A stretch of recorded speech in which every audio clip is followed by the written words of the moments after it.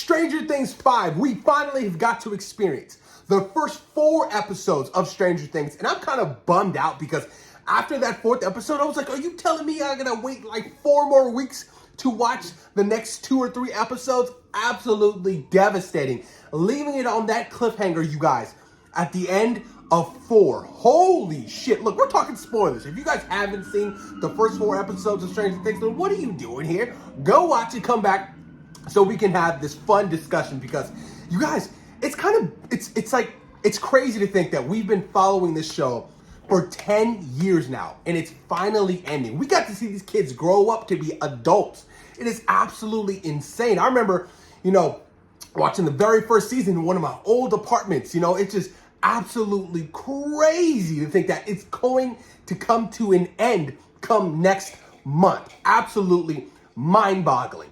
But this season, you guys, boy, we are in for a treat. Those first 4 episodes took off, and when they took off, it went. Not a dull moment for me, personally. I had such a great time with every single episode that dropped on Wednesday. And keep this in mind, I've now seen the first 4 episodes about 3 times each. That's how much I rewatched it, because it was so good. It was so entertaining. The storytelling, the characters, everything, the aesthetic. I love what the Duffer Brothers are able to accomplish with this series. Now, you guys, we're going to be going over a lot. So the first episode of Stranger Things, the second, the third, and the fourth, each chapter that they dropped, we're going to go over. I can't wait to get to the 4th one, because my God, that was just absolutely insane. So chapter 1, I took extensive notes, so I hope you guys are ready for it. The Crawl. The season opens with a flashback to November 1983, showing Will Byers originally kidnapping, revealing that he was taken to Vecna, Henry Creel, the One, who infected him with a tentacle to create a psychic connection. In the present 1987, Hawkins is a military-controlled zone, because we all remember at the end of 4, Vecna was able to open up all the gates and did this massive, ginormous crack in between Hawkins, right? So we all understand that. 11 is hiding with Hopper and Joyce, secretly training to restore her full powers. Dustin is grieving Eddie Munson and is bullied by the high school basketball team. I'm seeing a lot of flack right now. A lot of flack for Dustin. People complaining about his character arc. He's grieving. He has lost somebody who meant so much to him in that previous season. And he wants to be a bad boy. And you have to realize, these characters, as we grow up, as we mature, we kind of, grow apart. So him not being as close to his core group of friends is completely natural. It's normal. And it's Eddie fucking Munson, you guys. He was such a badass last season. So the group uses a local radio station as a base for their crawls. Missions into the Upside Down to locate Vecna. During the latest crawl, Hopper sneaks into the Upside Down with a military convoy, but the mission goes sideways when a Demogorgon attacks the soldiers. Will, still connected to the hive mind, has a vision through the Demogorgon's eyes and realizes it is headed to the Wheeler's house. The episode ends on a cliffhanger as a Demogorgon breaks through the ceiling into Molly Wheeler's bedroom. I did not expect that. And I had to keep reminding myself, this is the finale. No one is safe. Anybody can get marked off at any given moment.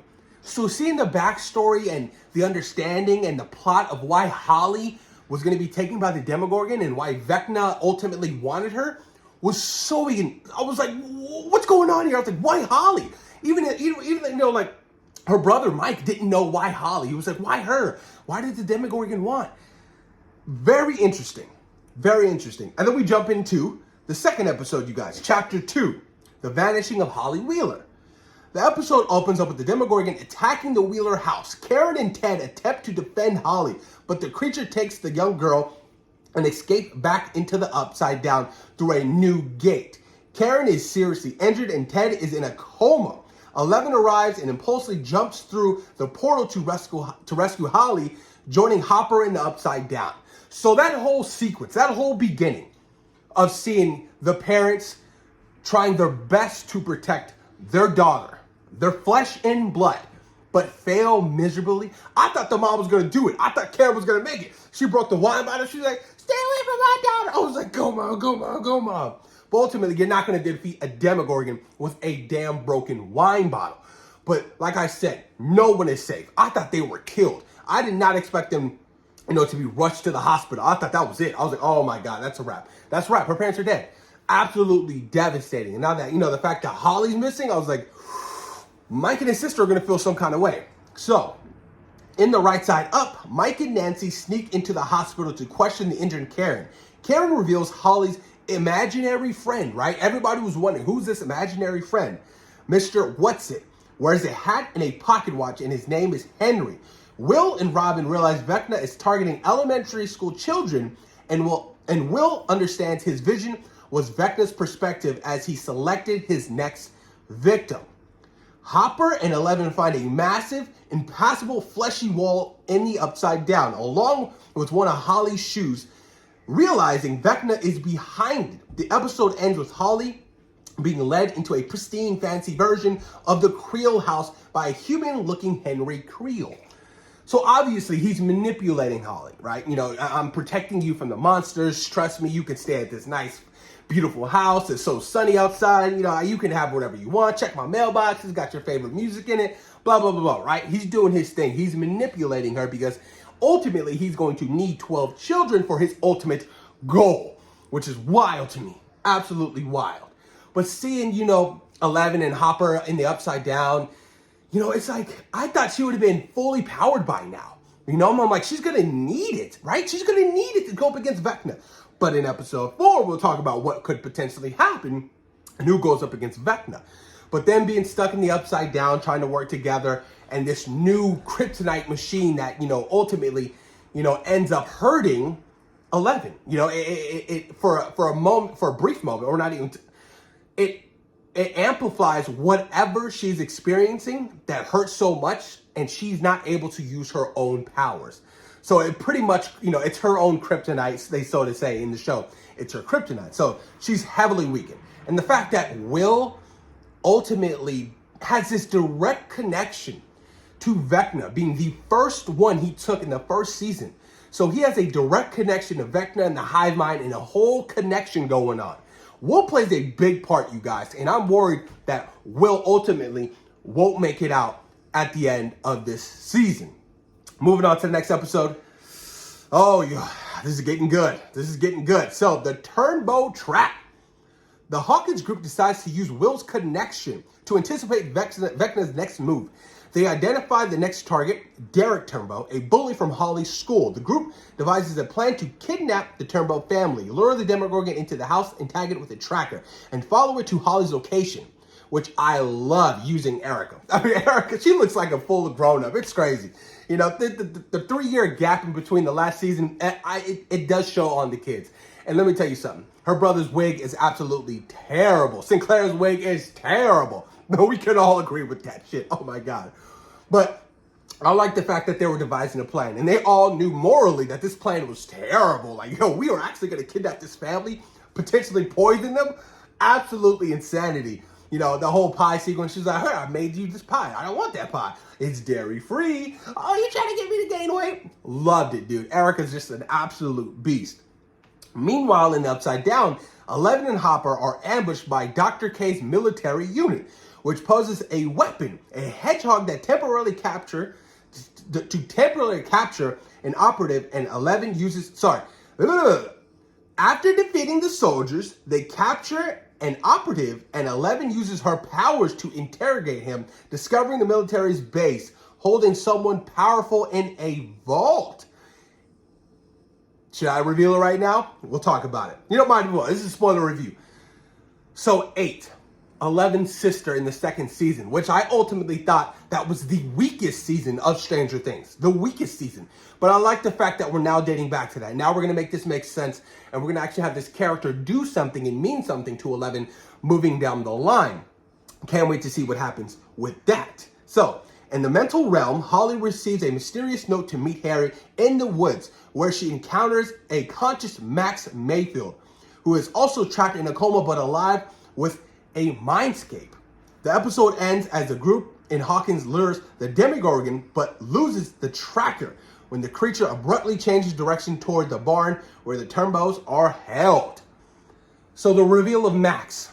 We all know that Max is in a coma in the hospital, but we never knew what was happening with Max. Now we know that she's like trapped in Vecna's mind. She's trapped in his memories, which is oh so present. It's crazy to see, that whole reveal of, that being Max, trying to lure Holly in so she can save her, so she can tell her, yo, this Vecna person, this Henry guy, he's not a good person. I am trapped, and she explains everything to Holly, and I'm curious to see what's going to happen. And, even the brief instance of her explaining to Holly, that this cave is safe, it's a safe haven. Henry, when he was chasing her over there, he stood there and just blanked. He was just terrified. So I really want to know what they're going to explain in the next couple of episodes of why Henry is scared about this particular moment in time or this memory from this cave. That was really interesting to me. And then moving on to the next one, the final. Ooh, you guys, this final episode was good. Sorcerer. So in the final episode of Volume 1, the gang at the barn is attacked by the redirected Demogorgon. Will uses his connection to the hive mind to control the Demogorgons and Vecna's mental hold, allowing his friends to escape the monster's murderous grip, revealing his own latent powers in the process. Hype! Seeing Will go full-blown superpower to save his friends was epic. Awesome. I thought they were going to die. I was like, oh my God, we're really going to do this right now. And to see that reveal, dude, just Will, like, with the whole wide eyes going full-blown Undertaker was absolutely insane. I cheered so freaking hard. So hard. That was so dope. 11 and Hopper infiltrate the military base in the Upside Down and find 8, who is being held captive and drained of her abilities. They free her, and she joins them back in the mental dimension dubbed as the Camatosis. After a world in the book, A Wrinkle in Time, Max and Holly work together to formulate an escape plan. Vecna catches up to Max and Holly, explaining his plan to use the 12 kidnapped children as vessels and to reshape the world. He offers Will a chance to join him, but Will uses his new powers to fight back. Absolutely banger of a finale for Volume 1. That was great. And seeing the whole entrance of Vecna coming through the gates was so absolutely terrifying. I love the new design. He's so much more powerful. I'm like, my goodness, how are they going to end up defeating him? But now here comes the big question. It's going to be 3 versus 1. It's going to be 8, 11, and Will versus Vecna. And I cannot wait to see it. I'm curious to see how they're going to restore 8's powers, her sister. That's going to be interesting because if they're draining her powers for whatever Dr. K was doing, I'm curious to see how they're going to try to, regain her powers to take out Vecna. I'm so hyped. And I wonder if Vecna even knows about number 8 too. That's the interesting thing too. I'm like, does he even know of her?